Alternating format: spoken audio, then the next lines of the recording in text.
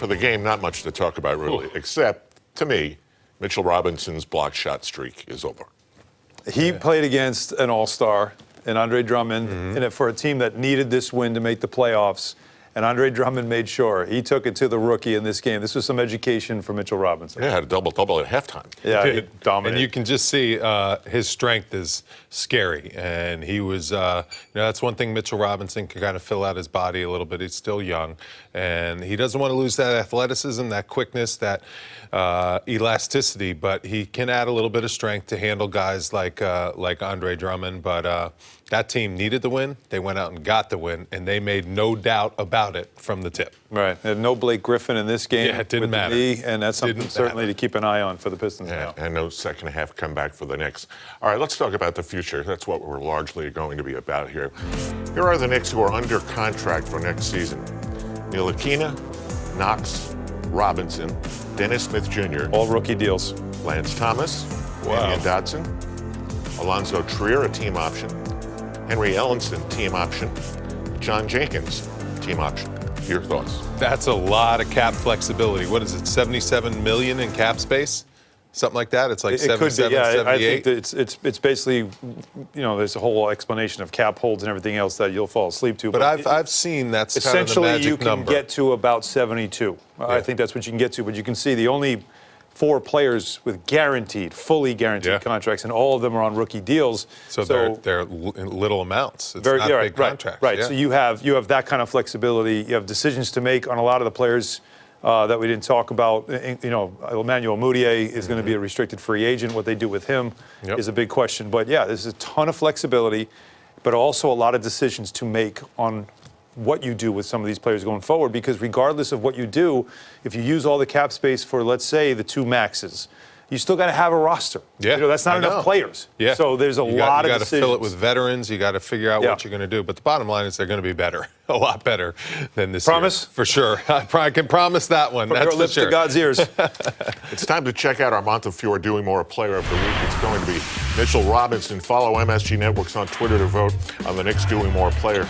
Well, this is a lot like we did in the pregame. The growth of this guy from what he was day one to now. This guy, I'm telling you, he's going to be first-team All-Rookie. If he's not, there's something wrong with the system. This guy he's just taken the NBA by storm. As a second-round pick, everyone whiffed on him in the first round.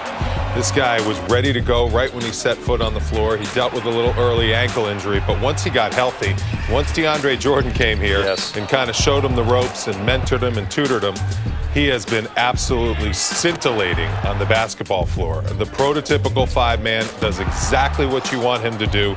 He blocks shots, he defends the rim first and foremost, then he attacks the rim with a vengeance when he gets offensive rebounds, and he can finish with Gotham lobs. He is the next coming of DeAndre Jordan, and it's going to be so much fun to watch him develop even more next year in a Knicks uniform. 150-plus blocks on the season, 130 How can he not be first team? Dunks I mean, he's right there for Rookie of the Year. If he could have maintained this play and didn't have that injury early on in the season, he would be in the Rookie of the Year conversation. But at least you could say, though, that he's had that rookie season. You've had 3 rookies on this team. And what do we talk about? The whole idea with rookie players is you're not expecting a lot in the first month or 2. Right. The great ones, obviously, Luka Doncic, he was terrific from the very beginning. But even Trae Young took time. A lot of the rookies, they take time. What you want is trending up. You said this, and you're absolutely right. Trending up is what you want with these players, and I think you could agree that all of them, including Knox, who struggled at times, is trending up as well, and Alonzo Trier was trending up before the injury. First-team All-Rookie.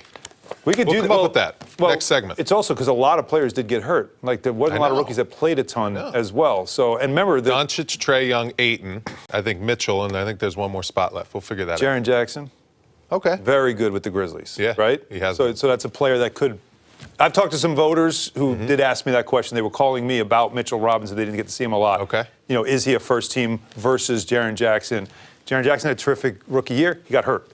Didn't play a ton, right? So that's the argument you come up with. And I said, this kid changed the game. Did he affect winning? He didn't affect winning, but you could tell he plays in a way that will affect winning. Yeah, that's a good To me, he was the most exciting thing for the next season. Yeah. Yes. No, completely agree. And he was the great unknown. I remember interviewing him and he on was the media great day. Hope, too.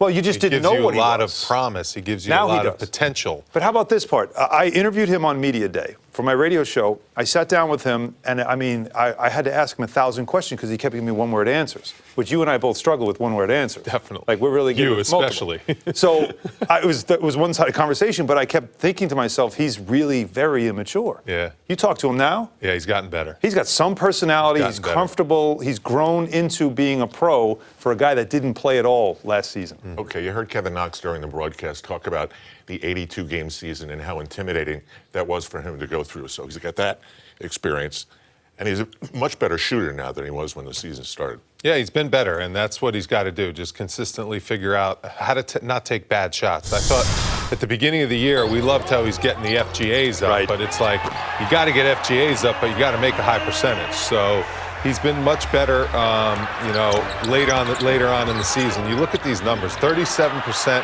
from the field is not good. It's just flat out not good. For a small forward and a guy who should be getting easy baskets in transition, he's got to get that percentage above 45. I think that's his kind of slash. Completely agree. Completely.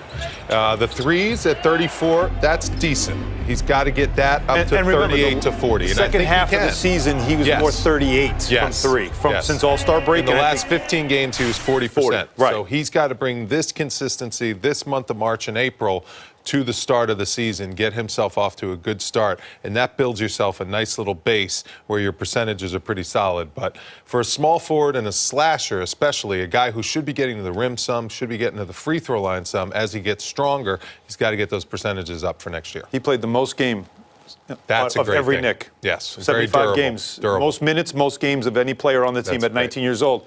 You've often talked about this too. Now, you weren't in the league, but you were in college.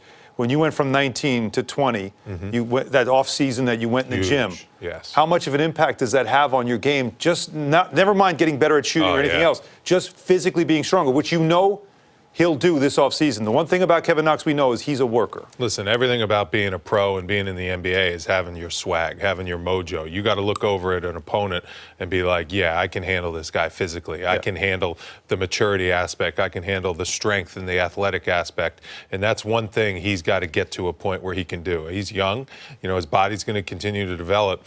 But once you get that man strength, so to speak, that's going to change his game completely. You can see all the tools are there, the flashes are there, but once the strength comes and everything connects and everything comes together, he's going to be really good. All right, we have to get to the memory bank because he finished the season hurt. Alonzo Trier.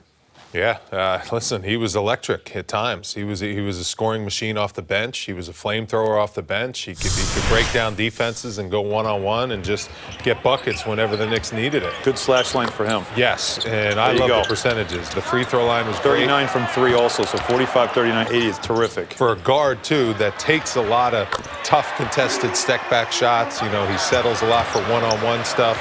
Not all of his shots are just catch and shoot. He's very good in the catch and shoot situation. I just think his game is tight. And when I say tight, he doesn't have those 3 for 16 nights that happen like 2-3 nights in a row. He has one bad game. He bounces back the next game. He gives you big-time production. There were games off the bench where he was giving, the Knicks close to 30 points, multiple games in a row. He's got that type of explosiveness off the bench. These are some great-looking highlights here, These by the are way. big He make everybody look good, but he helped. Hey, you know what? And Wally, let's speak the obvious. Defense, right? Yeah. That's.